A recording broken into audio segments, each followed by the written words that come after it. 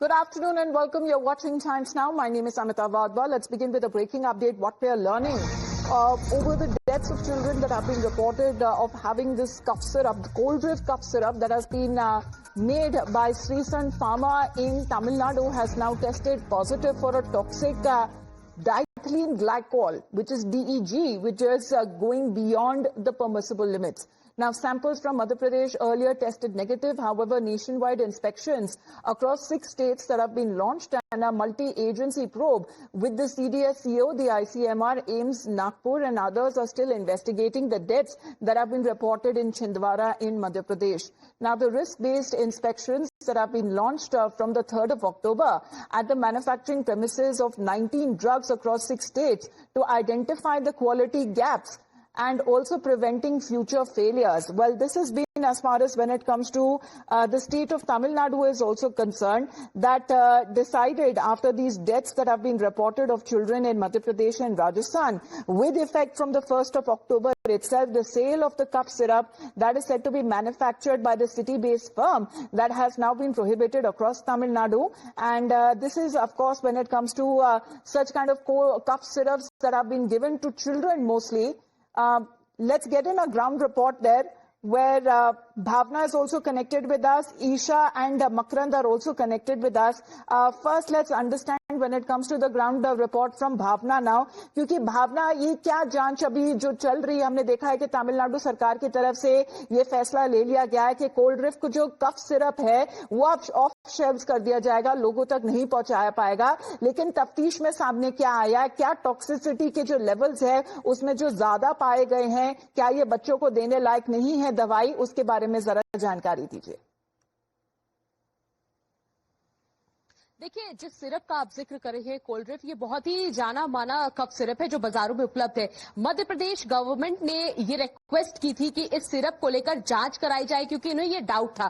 फिलहाल अभी इसे हटा दिया गया है, लेकिन आज स्वास्थ्य मंत्रालय की तरफ से एक और जानकारी ये भी सामने आई है कि जो CDSCO है उसने भी कुछ नमूने लिए थे छिंदवाड़ा जाकर, ताकि जांच हो पाए कि क्या सिरप में जो खतरनाक रसायन का जिक्र होता है, चाहे DEG हो चाहे EG हो, क्या उसकी वजह से बच्चों की मौत हुई है। फिलहाल इस नमूने में ये सामने आया है कि दवाइयों जो सिरप का इस्तेमाल हो रहा था उसमें DEG और EG नहीं पाया गया है। यानी अब अलग आधारों को लेकर भी जो जांच की प्रक्रिया है उसे बढ़ाया गया है। इसके अलावा अगर बात करें तो एम्स, ICMR, यहाँ तक कि पुणे, NIV, ये तमाम जितने डिपार्टमेंट्स है सभी इस जांच में अब जुट गए हैं कि आखिर वो क्या कारण थे जिनकी वजह से बच्चों की मौत हुई है। कल भी स्वास्थ्य मंत्रालय की तरफ से ये जानकारी सामने आई है कि जो दवाइयां दी गई थी उनमें खतरनाक रसायन नहीं पाए हैं। लेकिन अब सवाल ये उठता है कि जो बच्चों के मौत का आंकड़ा बढ़ा है वो किन कारणों के वजह से बढ़ा है, क्योंकि पहले भी कई सारे डिपार्टमेंट्स जो है वो मध्य प्रदेश और राजस्थान जाकर नमूने लेके आए हैं। इसके अलावा अगर बात करें तो 500 ब्लड सैंपल्स भी लिए गए थे केवल ये जांच करने के लिए कि क्या कोई संक्रामक बीमारी जो है वो इन इलाकों में फैल रही है। लेकिन उस पर भी अगर बात करें तो सरकार ने इस पर भी नो कह दिया है कि ऐसा कुछ भी नहीं है। तो अब ये सवाल उठता है कि आखिर बच्चों की जो मौतें हुई है उसके कारण क्या है, अब अगर दवाई में वो खतरनाक रसायन नहीं है। इसके अलावा कल स्वास्थ्य मंत्रालय ने अब एक नई एडवाइजरी जो है वो जारी कर दी है कि कोई भी पेडिट्रिशियन जो है वो दवाई अगर लिखता है तो वो ये ध्यान देगा कि वो कौन सी कंपनी की है, क्या उसमें वो खतरनाक रसायन का इस्तेमाल तो नहीं हो रहा है, कौन से ब्रांड का इस्तेमाल हो रहा है। इसके अलावा 2 साल से छोटे बच्चों को कफ सिरप नहीं दिया जाएगा, क्योंकि लगातार हम एक्सपर्ट्स और डॉक्टर से भी बात करें तो उनका भी ये कहना है कि 6 साल से छोटे बच्चों को कफ सिरप नहीं दिया जाना चाहिए। अगर उन्हें सर्दी 2 साल के कम उम्र के बच्चों को कफ सिरप नहीं देना चाहिए, ये सीधे तौर पे एक तरीके से कहा जाए जो एडवाइजरी है वो जारी की गई है। और इसके बारे में हम एक बार मकरंद से भी बात कर लेते हैं, क्योंकि मकरंद, पहले बताया जा रहा है मध्य प्रदेश के जो सैंपल्स आए वो नेगेटिव है, लेकिन उसमें फिर टॉक्सिसिटी का लेवल ज्यादा पाया जाता है। क्या ये सेम कफ सिरप की बात की जा रही है जिसकी जांच चल रही है? देखिए, कोल्ड्रिफ जो सिरप है उसकी एक जांच रिपोर्ट मेरे पास है, उसमें लिखा हुआ है कि samples is found to be adulterated since it contains diethylene glycol 48.6% which is poisonous substance which may render the contents injurious to health। यानी इस जो कोल्ड्रिफ कफ सिरप है इसके अंदर 48.6% जो है वो डायथिलीन ग्लाइकॉल पाया गया है और इसकी वजह से ये इंजीरियस टू हेल्थ यानी कि सेहत के लिए खतरनाक है। अब ये बच्चों को क्यों दिया गया, किस वजह से इसको प्रिस्क्राइब किया गया, इसको लेकर के अब जांच होगी, क्योंकि वहाँ जो प्रशासन है उसका ये कहना था कि हम पहले बच्चों की मौत रोकना और बच्चों को इस तरह से कोई हानि ना हो, क्यों बच्चों की डेथ हो रही है, ये पता लगाना जरूरी है। जांच इसके बाद हम करेंगे, कार्रवाई इसके बाद करेंगे। अब जब ये रिपोर्ट आई है, यानी कि ये बात साबित हो गई है कि कोल्ड्रिप और जो दूसरा कफ सिरप है, इन दोनों की वजह से ही अधिकतर बच्चों की जान गई है और संकट में आई है। तो ऐसे में इनको बैन तो कर ही दिया गया है। मध्य प्रदेश के मुख्यमंत्री ने भी कुछ देर पहले ट्वीट करके ये जानकारी दी कि पूरे प्रदेश में इसको बैन कर दिया गया है। जो कंपनी है वो कांचीपुरम की है, तमिलनाडु की है। तमिलनाडु सरकार से भी संपर्क किया गया तो उस पर भी तमिलनाडु सरकार ने फौरन एक्शन लिया है और उसको बैन कर दिया है। इसके बाकी प्रोडक्ट्स की जांच की जा रही है। अब सवाल यह है कि बच्चों को ये मिला कैसे और कौन से डॉक्टर ने इसको प्रिस्क्राइब किया है। छिंदवाड़ा में पलासिया सेक्टर, जहां के 9 बच्चों की डेथ हुई है, वहां पर कुछ एक अस्पताल ऐसे हैं जिनको आइडेंटिफाई किया जा रहा है कि क्या सारे बच्चे एक ही अस्पताल से जुड़े हुए हैं, क्योंकि सबके इलाज अलग अलग जगह चल रहे हैं, लेकिन थे वो सभी एक ही ब्लॉक के। तो जाहिर है कि एक या दो ऐसे कुछ डिस्पेंसरीज या नर्सिंग होम हो सकते हैं जिन पर शक की सुई प्रशासन की काफी एंगल्स है जिनकी जांच पड़ताल अभी भी जारी है, क्योंकि मध्य प्रदेश से फिलहाल ये रिपोर्ट आ रही है, लेकिन ऐसी रिपोर्ट फिर पहले राजस्थान से भी आई थी। लेकिन high level of toxins that have now been found as far as when it comes to these cough syrups that were said to be contaminated, they were said to be adulterated. Let's get in a word from Isha as well, because Isha, according to the drug department, the company has also been ordered to halt the production of the cough syrup at the facility till reports from the laboratories are out. Right, Amara. As we speak, a compulsive search is currently underway. In fact, risk-based inspections are also taking place. They were initiated yesterday, and out of 19 drug samples which are spread over 6 states, that is the inspection that is taking place. In fact, this will help in finding out the gaps which have led to the failure of drug samples. In fact, in the quality of these drug samples. In fact, like Bhavna was also pointing out, that these are all very commonly available cough syrups, and also it's imperative to note that finding toxins in cough syrups is not a one-off.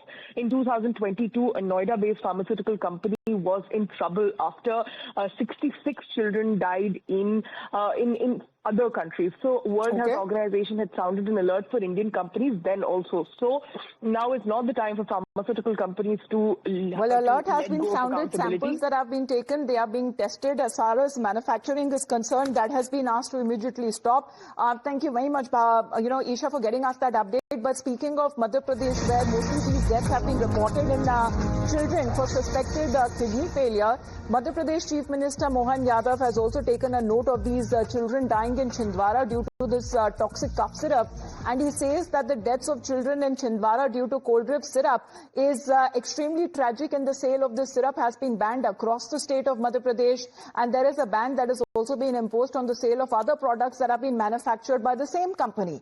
So the factory producing the syrup that is located in Tamil Nadu, Kanchipuram, where therefore the ingredient that came to light, and the state government has requested the Tamil Nadu government to conduct an investigation, and the investigation report was received this morning, and strict action would be taken based on the findings. And following the tragic deaths of children, action was already underway at the local level. Now a special team that has been constituted at the state level to investigate the case, as the government has assured all those responsible will not be spared under any circumstances. Well, let's play out a reaction that is now coming in. But this is when it comes to the step that has been undertaken by the Madhya Pradesh government following the deaths of children.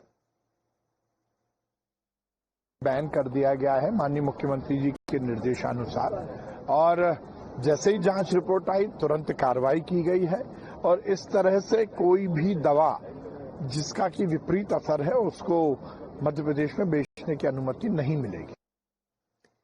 So this is not just pertaining to the cough syrup there which is in question, but now what is being also said on part of the Madhya Pradesh Chief Minister, that he's calling the deaths of the children are extremely tragic, mainly that has been reported from Chhindwara, and the sale of the syrup across Madhya Pradesh has been banned, and a ban that has also been imposed on the sale of other products that are said to be manufactured from the same company. So the company that was manufacturing this cold cough syrup, other products from the same company has also been banned, and the factory which manufactures this syrup, which is located in Tamil Nadu, we're looking at also investigation that has been launched and a similar step that has also been undertaken by the government there in Tamil Nadu, which has now banned this cough syrup, which is now being put off the shelves. Let's put out another reaction that is now been coming in from the public health director in Rajasthan, where similar incidents have been reported in the state as well.